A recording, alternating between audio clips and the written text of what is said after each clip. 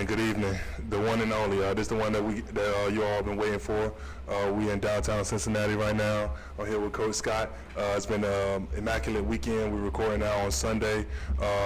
Coach Scott, before we get going, just give the fans a quick briefing of who you are, where you come from, and just a few principles that you stand on. Yeah, Warwick Scott.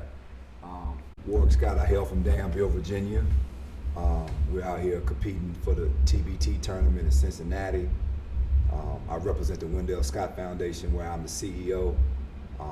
Wendell Scott is my grandfather. He's the first African American NASCAR driver and team owner to compete full-time in the sport of NASCAR. He's the only African American inducted into the NASCAR Hall of Fame. So our foundation is in his honor. The principles and the ethics that we stand on are things that meant a lot to him during the course of his life and his career, and so we try to uplift those things programmatically through opportunities like this. And coming from Danville, just give everybody just a quick briefing of how being from Virginia, because I'm from Norfolk, Virginia, as everybody know, how did being from Virginia and being raised in that environment groom you as a man, some of the morals and some of the values that you learned growing up in Virginia? Yeah, I'm from Southside VA, and it is a rural region of Virginia. However, we are down-home people. We believe in synergy and connectivity, and when you're in a small-town environment, you learn how to treat people. And we've kind of taken that within our programs and our summer camps and our after-school programs, and we blend all of those things to create a warm introduction to allow us to become fast friends with the kids that we mentor, and to allow us to give off a vibration to the parents that we support, that we are purely there for their best interest and in their child's corner. And so that's kind of the recipe for our success thus far. Most definitely, and I'm from Norfolk, Virginia. Just a quick briefing so you can know a little bit of my background. I went to Booker T. Washington High School. Yeah. I marched in the marching band year-round from 6th grade all the way through college, and that's what led my path. Platinum Sound, absolutely, yeah. Yes sir. Section leader 2015 through 18. That's right. Check the tape. But seriously, growing up in Norfolk, it was a little more faster than the Danville area. I have a couple friends from Southampton County, from Franklin, and our area is a little more faster, a little more close quarters. You spoke on a small town mentality. You spoke on learning to respect each individual that you know, respecting every relationship. And that was a lot of how I grew towards my sport or my particular entity of interest. I had a strong circle of older men who took me under their wing and showed me, hey, you got to do something. You have to set a schedule for yourself. You're in school, but you're working right now because you're working towards something. When you talk about the Wendell Scott Foundation, and you talk about the morals of respecting each individual, give a couple more pointers on the foundation. How was the foundation started? What was the mentality like? Well, the thing that caused us to start the Wendell Scott Foundation was actually being excluded from certain opportunities that my grandfather's legacy was acquiring, and we wanted to have an authentic feel and an authentic voice in regards to Wendell Scott. He is a global sports phenomenon. And we receive inquiries, emails, inboxes, letters, fan art, posters, pictures, paintings, what have you, from all around the world. And in doing so, we recognize that my grandfather's legacy is impactful, especially to those that are considered to be the underdog, right? Or those that are underserved. When we started the Wendell Scott Foundation, it was purely to mentor. To simply mentor soft skills of life. How to say yes sir or no sir when it's that time, or yes ma'am, no ma'am, right? Or how to dress for an occasion, right? In life, especially with young black males, your opportunities can be killed with a simple gesture. Yes. Right? And so we recognized that it was a gap in those type of services that were happening for youth, and we adapted a love for STEM education out of necessity, really. No one was interested in supporting just mentoring. But if you added STEM to it, then all of a sudden, the interest got a little higher. Yeah. Now, my grandfather was an engineer without the benefit of a formal education. You know, he raced his entire NASCAR career with no sponsorship. He built all of his own engines. He pitted his own cars, right? And so so within NASCAR and motorsports, STEM itself, science, technology, engineering, mathematics, it reigns supreme. It's tied all the way into the sport. And so we found it wise and appropriate to blend that with our mentoring. And because of that, we became a very unique nonprofit, not just in the state of Virginia, but throughout the United States, because our mantra is STEM education-based mentoring. Yeah. So no matter what type of mentoring you get, no matter what type of soft skills you get, or how to stay connected in society, it's going to be some STEM education and some STEM educational opportunities as well that's built in for the youth that we serve. Absolutely, and you said a lot there. But when you think about it, like, how do you tie NASCAR into basketball? Where is that pivot? Where was that transition had? Well, you know, in any successful entity, especially a Fortune 500 or a Fortune 100, there's that thing called cross-marketing, right? You want to pull in the best and the brightest from other markets into your interest or your entity or whatever that is. My grandfather took his race earnings and put his children through college. My father was one of those children. He avoided playing sports in college because he was more dedicated to my grandfather's racing career. And so when he was in college at North Carolina Central University, and instead of playing sports, he led my grandfather's pit crew as the first African American crew chief in the history of NASCAR. But he always loved basketball. North Carolina Central is also the home of John McClendon, who was the godfather of the fast-breaking black basketball itself. My father knew Coach McClendon. He became a mentor to my father, and because my grandfather put so much into my dad, he was so proud of him when he became a school teacher and a basketball coach. So what people don't know is my grandfather had a strong love for basketball. And so because of that, I grew up as a coach's son. Okay, my father coached me in high school. He's one of the more successful coaches in the history of Virginia basketball at a school called Laurel Park High School. You're from Norfolk, so you may have heard of a guy named Odell Hodge. That's the all-time leading scorer and rebounder in OVU history. He played for my dad. So the basketball infusion comes from myself, being a former basketball player. I played basketball at Johnson C. Smith University and Shaw University. Absolutely. And so basketball is just a part of everything we do. I'm a high school basketball coach, part-time in my personal life, and we find that it's an amazing ministry. It's an amazing way to connect with young men who lack guidance and lack mentorship. America says that when you turn 18, you don't need no help no more. Well, yep. Right? But we don't believe that. And we know that a lot of our young black men in between the ages of 18 to 30, that's when they need the most guidance, the most mentorship. And so we're so proud about the DREAM34 franchise because it's purely just giving us an opportunity to connect with these powerful brothers who are professionals. But one thing I know, one thing my father taught me is that ball is going to go flat at a certain point in your life and the ball's going to stop bouncing. And so we're using basketball simply to empower our communities, to give the younger kids that we work with someone to look up to. But we're also in the box with the professionals that play for our DREAM34 team to help guide them into better opportunities, better connectivity, and better understanding as this thing called life keeps going. Absolutely, and one thing I always told like my peers when we was marching in college was, band isn't like what we are or who we are per se. Right. We're just using it as a tool to propel us to where we really want to go. Most of us in music is an art, so most of us can feel our personal way to express ourselves within that. Correct. So we don't feel like necessarily we have to be band directors or we have to be drummers for the rest of our lives. Kind of like a little bit differently from basketball. A lot of the mentality that's kind of put into young basketball players is to play because there's a lot of money on the other end or a lot of notoriety, and that's kind of what drew me away from basketball as a kid.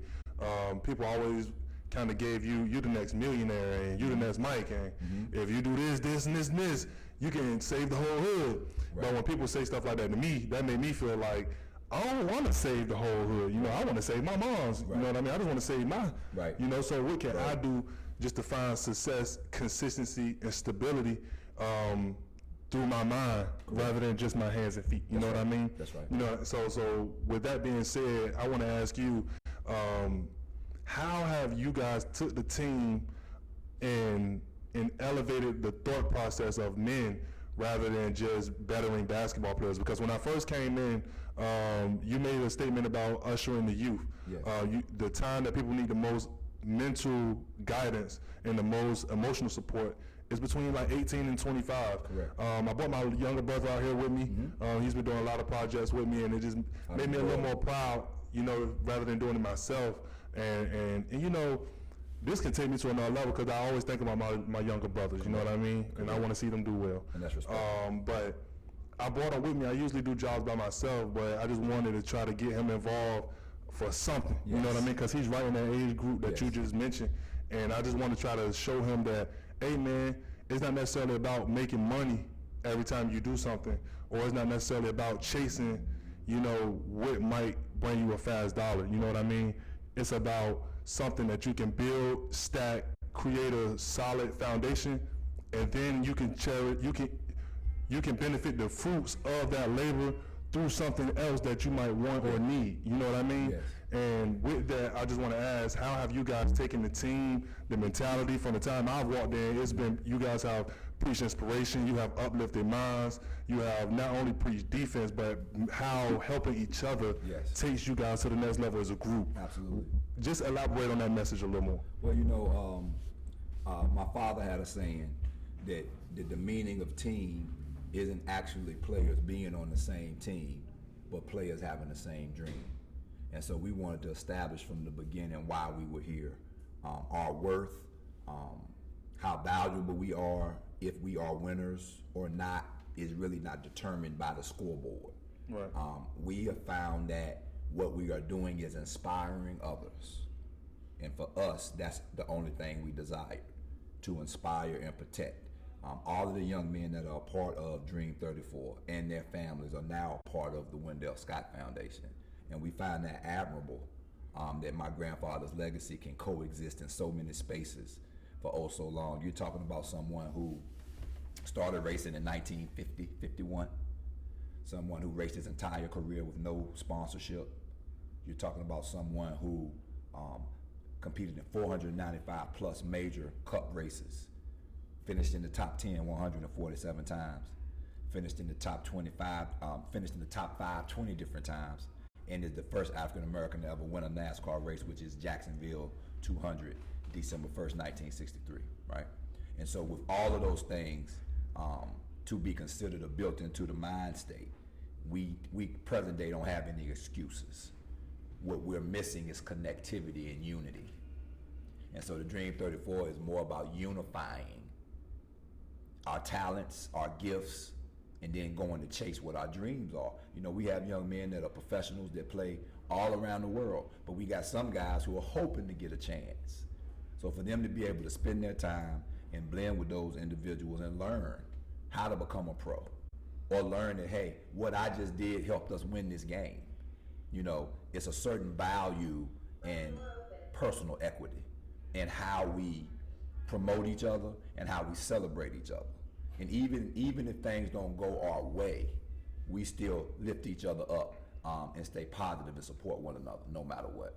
And that's kind of what's, in my opinion, as a black man, that's kind of what's missing, is rocking with somebody no matter what the circumstance is. Everybody can excel in ideal circumstances, right? But we know, especially in our community, many situations and circumstances that we come from are less than ideal, right? But how do you turn it into a true opportunity for the next generation? Right. Yeah, and now we can pivot. I want to, before we actually get into the games, let's talk about practice. You guys had a lot of practice time that you had to, you know, configure, figuring out different ways to maneuver to get an hour here, get a couple hours there, and you guys maximize every opportunity that you had to get another 30 minutes. You tell us be here at 11. Oh, what's going on before we get here? Oh, we're just opening up the gym. Okay, so we'll be here at 10:35. We'll be here at 10:20. Well, you know, my grandfather used to say, stay ready so you don't got to get ready. you know. And I got to give Coach Reginald Jeffries total credit because of his connectivity and his networking abilities. And so he's able to reach into the heart of the people that really matter in Cincinnati. And guess what we found out? They just like us. And they want us to win too. And so you start meeting good brothers and good sisters who have resources and don't mind sharing it. Because you can tell when somebody's about something or not, right? And I think people can look at us, the way we conduct ourselves, even the rhythm of our speech, and tell that, hey, if I can help these cats, I'm going to do that because they're worthy. You know what I mean? And so, once again, power to the people. The power is in the people, right? And so that's how you can pop up in a city like a Cincinnati and go here or there, get some practice time, or get some recommendations for some good catering or whatever you need. You know what I mean? All you got to do is reach out to the people and blend with the people, and they'll help you. Most definitely. And, you know, you guys preach defense and mental fortitude and just being wholesome men for the most part in y'all practices. When you just go through the first couple of games we see here Sunday evening, we could just brief through the games. The first game versus Team Gibson was a hard-fought game. You guys started off kind of slow, closed quarters in the immaculate way. Every quarter you guys closed better than the initial punch of than Team Gibson. When I looked at rebounding, that was something that was a heavy emphasis. Let's correct the rebounding. Just give your thoughts on the first game, how the first half went, what was the thought process in terms of the adjustment, and how you guys were able to win that first game. We wanted to close the rebounding gap. We wanted to protect the ball, and we wanted to play together. You know, the unique thing about the TBT is that you don't have a lot of time to prepare a plan or practice. You just don't. And so we wanted to be able to make the most of those opportunities in the first half and let everybody blend, let everybody touch it, let everybody experience some form of success. And we can honestly say that happened. And because of that, we were able to, you know, close that gap in the first half. We had some shooters, man. You know, some guys that can really score the ball. And we wanted to create unique opportunities for them to do that, but within the confines of the offense. And so we were able to do that and still also play really good, solid defense, right? Because, you know, all of these teams got loaded guns on their team, man. You know what I mean? And so we were able to do that. And then also, you know, defensively, being patient and sticking to your principles and we like to call it setting up a drag net, you know, to allow certain teams. Sometimes you can't create the turnover, but if you're in proper position and proper formation, they'll turn the ball over for you, right? And so understanding that, and then having good understanding of the rules of TBT, right? Those rules are different than what we experience in normal basketball, and so just taking advantage of every moment like we did prior to entering the gymnasium, because I'll go back to my grandfather briefly. You know, because he was never sponsored and because he had to build his own race car, paint his own race cars, etc., preparation was key in Scott racing, right? And so we prepare, basketball-wise, we prepare the same way that my grandfather prepared his pit crew. And by doing so, when you hit the big moment, you be ready. Most definitely. The defense, like I said, they say, hey, be here at 10:30. They're like, hey, guys, practice at 10. Practice 9:30. You know, got that extra little bit of time. And I think just showing, like you said, teaching people how to be a professional, a lot of it is just scheduling. Simple discipline. Discipline and scheduling. But one thing that I think stood out to you guys were the people that y'all have handling the ball have a way deeper thought process than the ball handlers on Team Gibson. I'm not necessarily sure about their names. But in terms of QJ Peterson, I ain't even talking about our player. I'm talking about Team Gibson's guard. But I'm also talking about like QJ and Rob. Their decision making when the blitz come, drop it off late. You know, advance the ball early, get it back on the trail. Now let's go into the dribble handoff, swing it to the other side, the weak side. It was a lot. It was a lot of thought process and like. Just elaborate on QJ, man, and his mentality. He just have you can see the professionalism in how he carried the game when he played. QJ, I mean, I know he won't have a problem with me saying this. First thing you want to know about QJ is God-fearing. That's the first thing about him. Everything about him, he's a man of Christ. Everything about him from the time he walks in the gymnasium, you know that about him. He leads by example. He'll outwork everybody. in practice. You know, he's a true leader, on and off the court, and that's a skill set in itself. Yeah. Physically, he's gifted. He's as strong as a power forward. He shoots that thing deep. He handles the ball, you know, and you saw that at the end of the game, you know, the way he was able to take us home. And so, you know, you got guys like that that are dynamic. You know, you got a Robert Cologne, who is a trick shot specialist and has played all over the world. And when he's on, he's essentially unstoppable, right?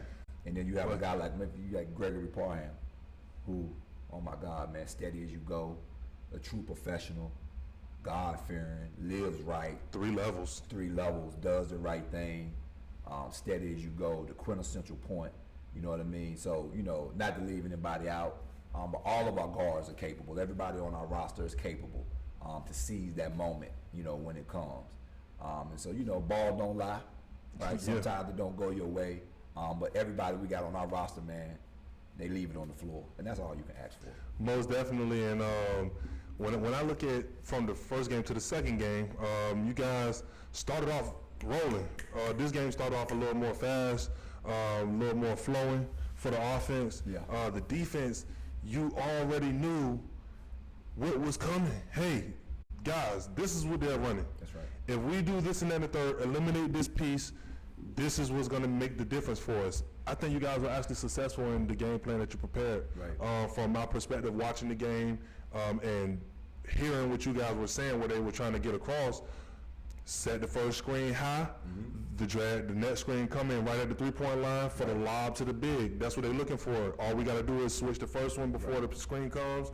Once they set the second one, we just drop the big back, and he's going to be neutralized. I think their big had 5 and 4.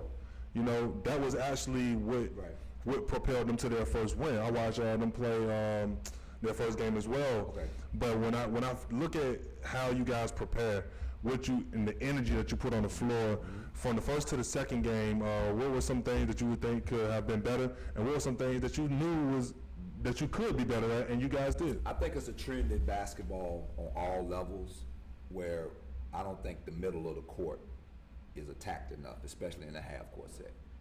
I would have liked to seen maybe some more mid-range, you know, mid-range shots, elbow in. That's one thing I would have liked to seen. And then also, you know, just keeping our hands up a little higher on defense to disrupt passing lanes, things of that nature, or just 2 things that I don't care which level of basketball you're playing in or on, you got to do the little things and the fundamentals. There's a poem, I can't remember the name of it. I think it is called "Everything I Needed to Know I Learned in Kindergarten." Right. Yes. And so many things are just simply from the basics, from when you really just first learned.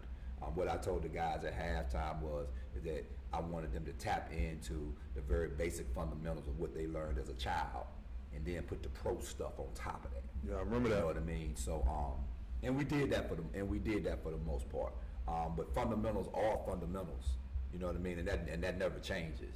And there's always a place for fundamentals. And so, win, lose, or draw, that's the way we coach. That's the kind of the recipe for our team. That's our backbone. That's our DNA, is simply to try to be on the right side of right.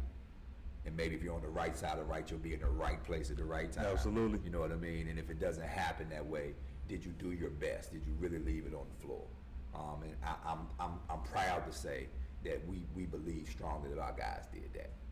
Absolutely. And Coach, you're a coach, so you're a little more in the competitive fire. You know, I'm the media guy. You know, I'm watching the game as a fan. I'm talking. You know, I'm excited.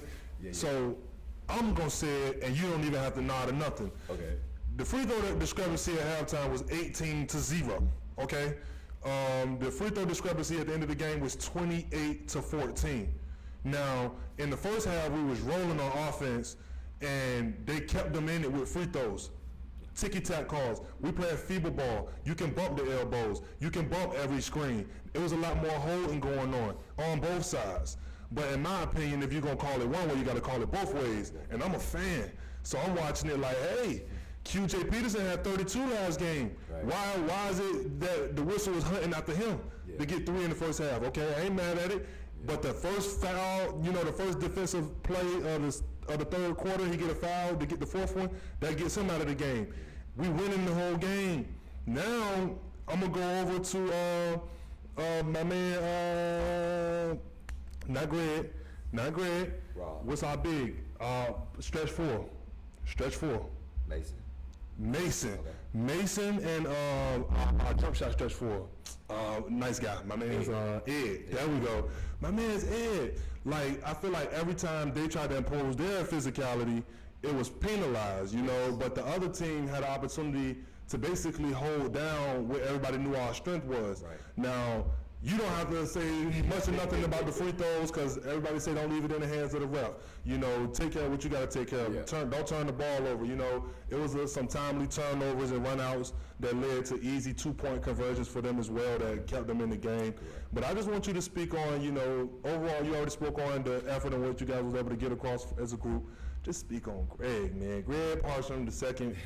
That dude, man, he was on today. You know, he's his father's son, man. You know, his father is a dynamic individual, and their closeness is inspiring. As a father myself, it's inspiring to see their closeness. And Greg is one of those guys, he's always prepared because he's living right. You know what I mean? He's always prepared. And I looked at him playing today, and I was seeing the success he was having, and I was just happy because he deserved it. You know what I mean? And, you know, when it happens like it happens, you can't control the refs. Lord knows, I know I wouldn't give him another minute of my time in regards to losing sleep because you believe it on the court. Yeah. Right?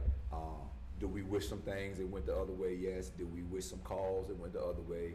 Yes. But if you go back and look, you know, both teams had their opportunities to seize the moment.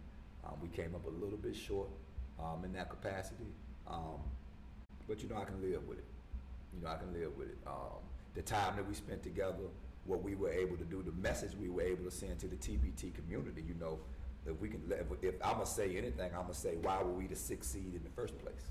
Yep. You know, the team we played in the first round had never won a game in the TBT. And they were ranked much higher than us. And so I think we sent a strong message to the TBT world of basketball that we coming. We coming, and we here, and we're going to evolve. And we're going to get better. We're going to maintain our nucleus. Obviously, you can't bring every single guy back every year, but we're going to maintain our nucleus. You know, we're going to lick our wounds.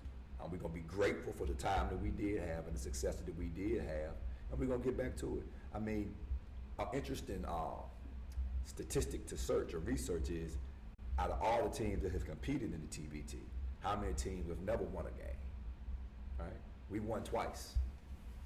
You know, in the 3 years that we've been competing, we won twice, and so that says a lot about the franchise that Coach Jeffries has built. You know, he's 24/7 like AAA. He's always on the phone, working the phones year round. You know, looking for different ball players and different people to affiliate with our program. But he's also out here helping people. He's helping other TBT franchises and saying, hey, there's a power forward over here, there's a small forward over there. You know what I mean? So he's the way he does things and the way he set us up to be successful, I think he's GM of the year, no doubt. I know the coach of the year got to go to probably the person that won it, but when you think about how he was able to field the team last year with less than a 48-hour heads up after originally being denied, okay, and coming and winning and stealing one like that, I mean, and then coming back this year with the performance we did in the first game and even the type of game we had, man, that was an instant classic, you know, and shout out to BC Takeover, man, you know, those great guys, man, great professionals. I know a couple of those guys in real life, you know what I mean? If you got to go down to somebody, you want to go down to somebody that's going to knuck if you buck, you know what I mean? And yeah. We was going at it and we was throwing blows, but we kept it respectful. At the end of the game, where everybody dapped everybody up or whatever, you know what I mean? So you can't be mad, you know what I mean? But, you know, just the opportunity to do it. You know, to have a reasonable portion of health and strength to go play a game called basketball. What we talking about, right? When there's people out there who probably can't stand up or, you know, wish they could run or jog, you know what I mean? You got to keep that stuff in sight. And when you put it on the Libra scale and weigh it, you know what I mean? It's really no losers when you look at it like that. So that's how we look at it. Yeah, win or win was one of the messages that you guys got across. That's right. In closing, I took the time in every video. I'm going to take the time in this one as well. I like to say, thank you to Coach Reginald Jeffries. No doubt. Thanks to Coach Scott, Coach E, Appreciate the that. Wendell Scott Foundation, DREAM34, the TBT, Puma, and everybody for giving the Risky Powerhouse the opportunity That's right. to cover DREAM34 at the Cincinnati Regional. Coach Scott, appreciate your time, man. Appreciate you, brother. Yes, sir. Hopefully we can see you guys next year. Yes, sir. And get the message out. Wholesome, God-fearing, and Don't leave on hardcore and respectable men. Yes, sir.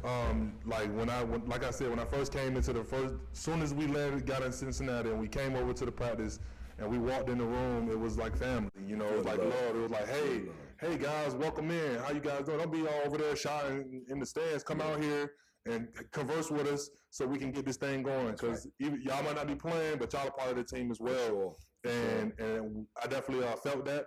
I appreciate that. No doubt. And you guys, throughout the course of the year, if there's any events, if there's anything going on, you guys need us, just on one call away. And next year for the TBT, like you guys said, man, championship not built in 1 year. Nah.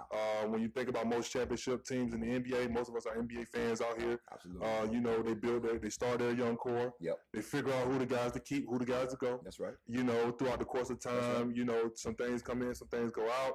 But overall, the message stays there. And you grow that message until that right moment aligns itself. Right. And like I said, thanks for your time. Man, we appreciate everything. Thank you, man. And DREAM34 is here. 118 East South Street, right? 118 East South Street, Shaw University, man. 2014 to 2019. That's right. 1865, oldest university in the South. You know what I mean? That's right. And any HBCUs in North Carolina that got something else to say about it, all of y'all founders graduated from Shaw University. So it's nothing. Y'all are respectable because we gave y'all respect. Yeah. We gave y'all that level of respect. Coach Scott, thanks. I appreciate you, buddy. Yes, man. No doubt. Yes, sir. We'll be in touch. It's the Risky Powerhouse. Good evening, y'all. There it is. Who am I?